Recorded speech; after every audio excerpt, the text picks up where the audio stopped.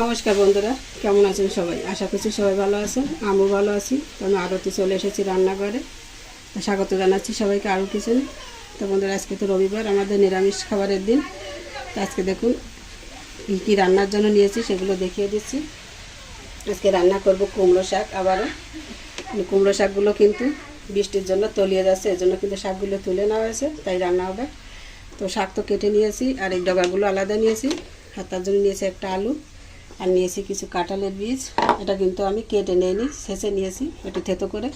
আর এই পাশে নিয়েছি আমড়া দিয়ে চাটনি হবে পাতলা করে, এই নারকেলের দুধ দিয়ে আর চিনি দিয়ে। তো বন্ধুরা, আর এই কুমড়ো শাকের জন্য আমি মশলা নিয়েছি আদা জিরা বাটা, আর নিয়েছি সরিষা বাটা, আর এখানে সাথে আছে একটা বোম্বাই মরিচ।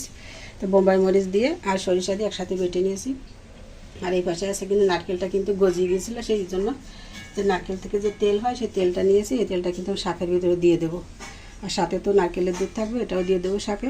তো বন্ধুরা, সাথে থাকুন, দেখতে থাকুন। কড়াইতে আমি তেল দিয়ে দেব। তো কড়াইতে আমি চুলায় দিয়েছি আর অন করেও রেখেছি। এখন দিয়ে দিচ্ছি তেল। আমি সরিষার তেলে রান্না করে নেব, শাকটা প্রথমে রান্না করে নেব। তো বন্ধুরা, আমি কিছু লঙ্কা ভেজে নিচ্ছি। ভাতের ভিতরে কিন্তু আমি মিষ্টি কুমড়ো আর আলু ভর্তা দিয়েছি, ওটা মাখার জন্য ভেজে নিলাম লঙ্কাগুলো। লঙ্কাটা যে ভেজে তুলে নিলাম, কাগজের উপর রেখে দিয়েছি। এখন ফোড়নে দিয়ে দেবো আমি কিছু রাঁধুনি আর শুকনো লঙ্কা। ফোড়ন ভেজে নিলাম সুন্দর করে। এখন দিয়ে দিচ্ছি আলুগুলো আগে।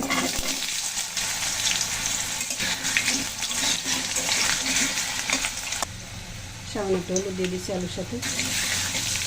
আলুগুলো একটু লাল লাল করে ভেজে নেব। আলুর সাথে সামনে একটু লবণও দিয়ে দিলাম। আলুর ভিতরে লবণটা গেলে কিন্তু খেতে ভালো লাগে, তার জন্য সামান্য একটু দিয়ে দিলাম। আলুগুলো কিন্তু একটু লালচে করে ভেজে নিলাম হালকা। এখন দিয়ে দিচ্ছি কুমড়োর ডগাগুলো।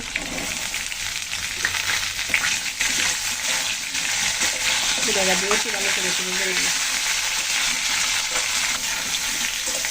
কুমড়োর ডগা দিয়ে কিন্তু সুন্দর করে একটু কষিয়ে নিলাম। দেখুন ডগাগুলো কিন্তু অনেকটা নরম হয়ে গেছে, দেখলেই বোঝা যাচ্ছে। আমি এখন কাঁচা লঙ্কা দিয়ে দিচ্ছি, চেরা লঙ্কা, আর দিয়ে দিচ্ছি নারকেলের তেল। এটা দিয়ে একটু কষিয়ে নেব।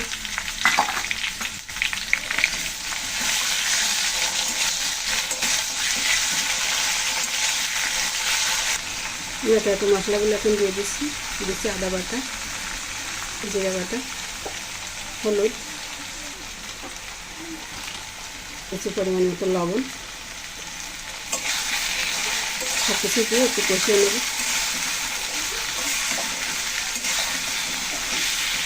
তো বন্ধুরা, নিরামিষ রান্নার এই পদ্ধতিগুলো আপনাদের কাছে কেমন লাগে কমেন্ট করে জানাতে কিন্তু বলবেন না। আর আপনাদের কাছে একটা লাইক কমেন্ট আমাদেরকে কিন্তু নতুন করে ভিডিও করতে দারুণ একটা উৎসাহ যাবে, মনের ভিতরে কিন্তু একটা প্রফুল্লতা কাজ করে। তো বন্ধুরা, আমাদের সেই আনন্দটা আপনারা নিশ্চয়ই বাড়িয়ে দেবেন। আর এতে কিন্তু একটু চিন্তাবোধ করবেন না, একটা অনুরোধ করে একটা লাইক করতে কিন্তু অনেক কষ্ট হয় না। নিশ্চয়ই একটা কমেন্ট করবেন কেমন লাগে। ভালো লাগলে চ্যানেলের সাথে করবেন সাবস্ক্রাইব করে, আর পাশে থাকা বেল আইকনটিকে প্রেস করে দেবেন। আর ফেসবুক থেকে যারা দেখবেন চ্যানেলকে ফলো দিয়ে আমাদের সাথে থেকে এইভাবে দেখতে থাকুন নতুন নতুন ঘরের রান্নাগুলো। কষানো কিন্তু আমি কথা বলতে বলতে এখন জল দিয়ে দেবো, জলের জন্য জল দিয়ে দিচ্ছি। তরকারিটা কিন্তু সুন্দর জাল উঠে গেছে, দেখুন কালারটাও কিন্তু দারুণ এসে গেছে। তো আমি এক চামচ চিনি দিয়ে দিচ্ছি। নিরামিষ রান্না চিনি কিন্তু মাস্ট থাকতেই হয়, রান্নার স্বাদটা কিন্তু দ্বিগুণ হয়ে যায় এই চিনির কারণে। তো চিনি যারা না পছন্দ করেন, অর্থাৎ খাবারে মিষ্টি পছন্দ করে না, তারা নিশ্চয়ই স্কিপ করতে পারেন। তো আমি এখন এই ফুটন্ত জলের উপর কিন্তু নারকেলের দুধ দিয়ে দিচ্ছি। আজকে কষিয়ে দিলাম না, এই ফুটন্ত জলের উপর দিলে স্বাদটা কিন্তু একটু অন্যরকম হবে। তো তরকারি কিন্তু আবার ফুটতে শুরু করে দিয়েছে দুধ দেওয়ার পরে। এখন কাঁঠালের বীজগুলো দিয়ে দিচ্ছি। এই কাঁঠালের বীজটা কিন্তু ভেজে দেওয়ার থেকে এই ফুটন্ত জলের উপর দিলে কিন্তু দারুণ একটা সিদ্ধ হয়ে যায়, আর খেতেও কিন্তু সুন্দর হয়, ছপড়ে যায় একদম। নেড়ে নিলাম। এবার শাকগুলো দিয়ে দেবো ফুটন্ত জলের উপর। দিয়ে দিচ্ছি শাক।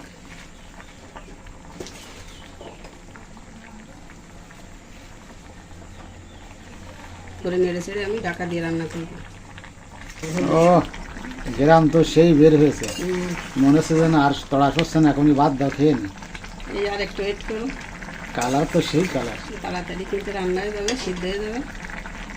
যেটা এইমাত্র তুলে আনা শাক, খুব সুন্দর করে তো সব কিছু মিশিয়ে নিলাম। এখন আমি ঢাকা দিয়ে রান্না করবো। ঢাকনা খুলে নিলাম। জল কিন্তু অনেকটাই টেনে গেছে, শাকগুলো কিন্তু সুন্দর সিদ্ধ হয়ে গেছে, দেখুন একদম আলাদা হচ্ছে। তো আমি এখন একটু দিয়ে দেবো জিরা বাটা, জলে গুলে নিয়েছি, দিয়ে দিচ্ছি এখন। সরিষা বাটা, যে সরিষা বেটে নিয়েছিলাম ওটা জলে গুলে নিলাম, দিয়ে দিচ্ছি। ভালো করে একটু মিশিয়ে নেব, তারপর আবার একটু ঢাকা দিয়ে দেবো। তো বন্ধুরা, এই পদ্ধতি নিরামিষ রান্না করে একদিন খেয়ে দেখুন, আপনারা নিশ্চয়ই ভালো লাগবে। আর যদি খেয়ে দেখেন কমেন্ট করে আমাকে একটু জানাবেন যে কেমন হয়েছিল খেতে। ভালো করে মিশিয়ে নিলাম, আবার একটু ঢাকা দিয়ে দিচ্ছি। ঢাকনা তুলে নিচ্ছি আবার।